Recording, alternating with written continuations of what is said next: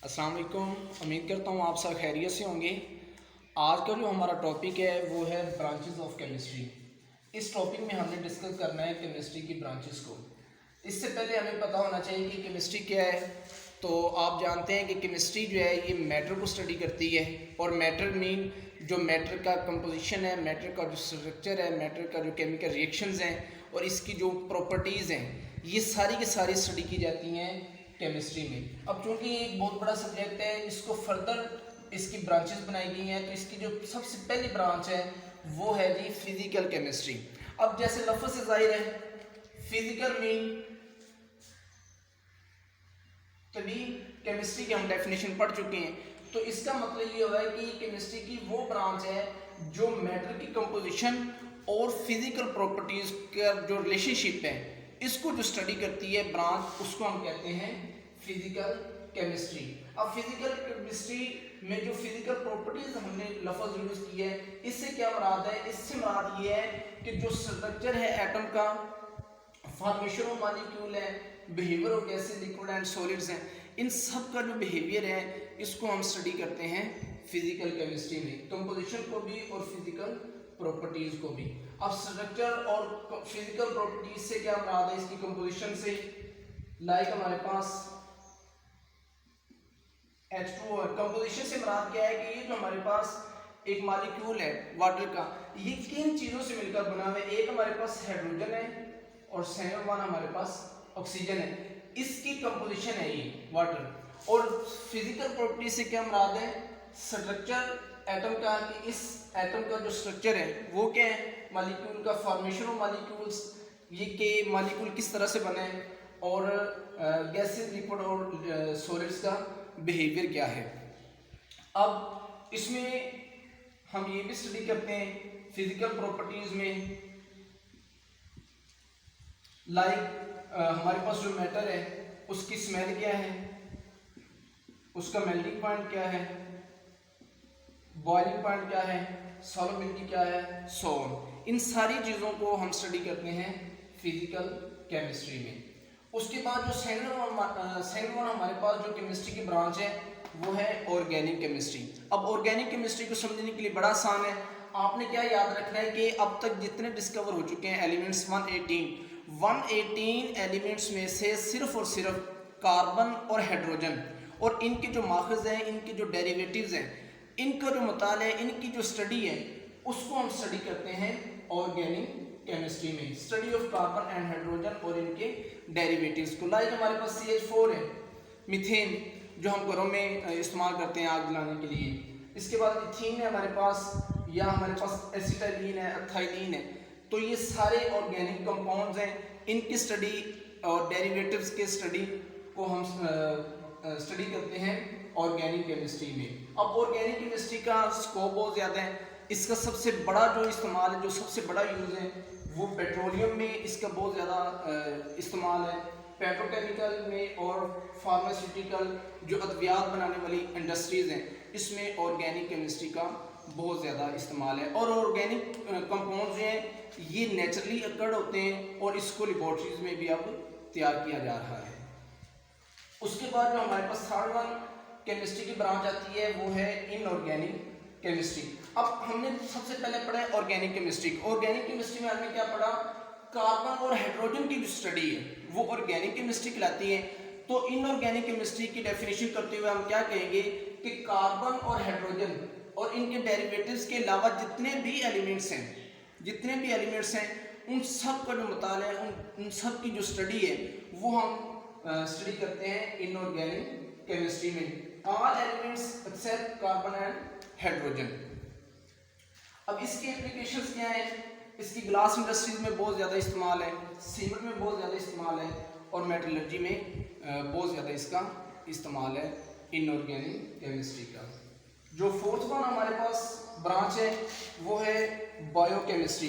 अब यहाँ से आपको पता होना चाहिए, बायो मीन लाइफ, और केमिस्ट्री की डेफिनेशन हम पढ़ चुके हैं। तो इसका मतलब ये हुआ कि जो ह्यूमन बींग्स हैं या जितने भी लिविंग ऑर्गेनिजम्स हैं, उन सब के सब में जो मैटर की कंपोजिशन है या स्ट्रक्चर है या केमिकल रिएक्शंस हैं लिविंग ऑर्गेनिजम्स में, उन सब का मुतालिया हम स्टडी करते हैं बायोकेमिस्ट्री में। अब कंपोजिशन से मुराद फॉर एग्जांपल हमारे पास जो मॉलिक्यूल है वो है जी C6H12O6 ग्लूकोज, ये इसकी कंपोजिशन है।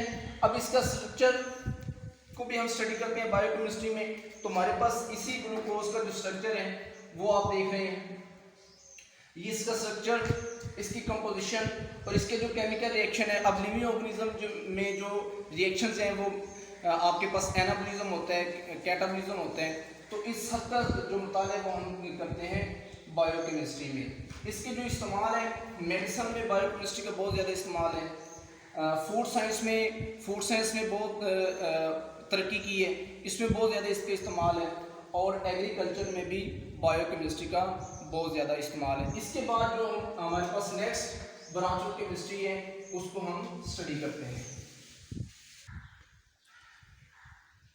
तो इंडस्ट्रियल केमिस्ट्री है हमारे पास। अब इसमें हम क्या स्टडी करते हैं, इंडस्ट्री और केमिस्ट्री में इसका ये है कि जो हम केमिकल कंपाउंड्स को की मैन्युफैक्चरिंग करते हैं, तैयार करते हैं कमर्शियल स्केल पे, इंडस्ट्रियल लेवल पे, ये स्टडी कहलाती है इंडस्ट्रियल केमिस्ट्री। अब इसमें हम जो ज़्यादा केमिकल कंपाउंड्स को की मैन्युफैक्चरिंग करते हैं उसमें हमारे पास ऑक्सीजन है, क्लोरीन है, अमोनिया है, हमारे पास सल्फ्यूरिक एसिड है,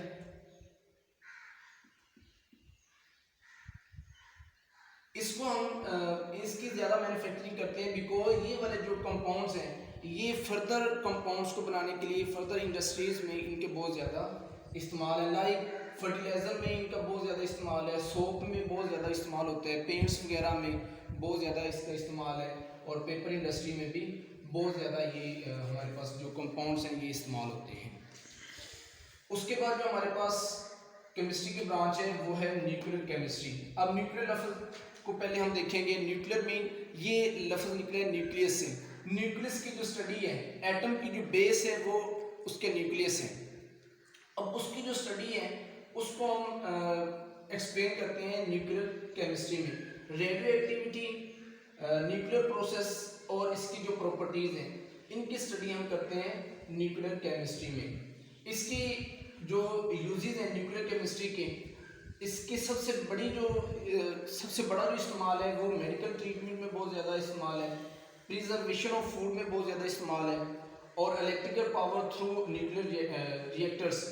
सबसे ज़्यादा जो है वो इलेक्ट्रिसिटी इस वक्त न्यूक्लियर केमिस्ट्री को यूज़ करते हुए प्रोड्यूस की जा रही है न्यूक्लियर रिएक्टर से।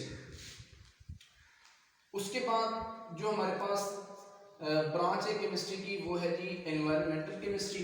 अब एनवायरनमेंट में माहौल केमिस्ट्री। अब जो केमिस्ट्री माहौल को स्टडी करती है वो एनवायरमेंटल केमिस्ट्री कहलाएगी। अब एनवायरमेंटल से मुराद क्या है, कंपोनेंट्स ऑफ एनवायरनमेंट, जो माहौल के अज्जा हैं उनका, और जो इंसान का इस पर असरात हैं माहौल पर, इन दोनों का जो मुताला, इन दोनों की जो स्टडी है उसको हम बयान करते हैं एनवायरमेंटल केमिस्ट्री में। और इसका जो इस्तेमाल है वो सबसे ज़्यादा है जी improvement and protection against pollution, के एनवायरमेंटल केमिस्ट्री को यूज़ करते हुए जो पोल्यूशन क्रिएट हो रही है उसके ख़िलाफ़ प्रोटेक्शन और इम्प्रूवमेंट करना, ये इसका सबसे बड़ा इस्तेमाल है एनवायरमेंटल केमिस्ट्री का। लास्ट वन है जी हमारे पास एनालिटिकल केमिस्ट्री। बहुत इम्पोर्टेंट ये ब्रांच है केमिस्ट्री की। इसमें हम स्टडी करते हैं separation and analysis of sample को। क्यों करते हैं, क्योंकि उसकी जो कंपोनेंट्स हैं उसको आइडेंटिफाई करने के लिए, जो हमारे पास कंपोनेंट हैं उनके अज्जा का मुताला करने के लिए, उनकी शनाख्त करने के लिए जो हम तज्जिया और उसकी सेपरेशन करते हैं वो होती है एनालिटिकल केमिस्ट्री में। और एनालिटिकल केमिस्ट्री में बहुत ज़्यादा जो है ना वो टेक्निक्स और इंस्ट्रूमेंट्स को यूज़ किया जाता है। इसके जो यूजेज हैं उसमें सबसे पहले ये फूड में इसके बहुत ज़्यादा यूजेज हैं, वाटर में बहुत ज़्यादा यूजेज हैं, इन्वायरमेंटल एंड क्लिनिकल एनालिसिस में भी इसके बहुत ज़्यादा यूजेज हैं। ये था हमारा टोटल टॉपिक जिसमें हमने केमिस्ट्री की तमाम ब्रांचेस को डिस्कस किया है। उम्मीद करता हूँ आपको ये मेरी वीडियो और ये मेरा लेक्चर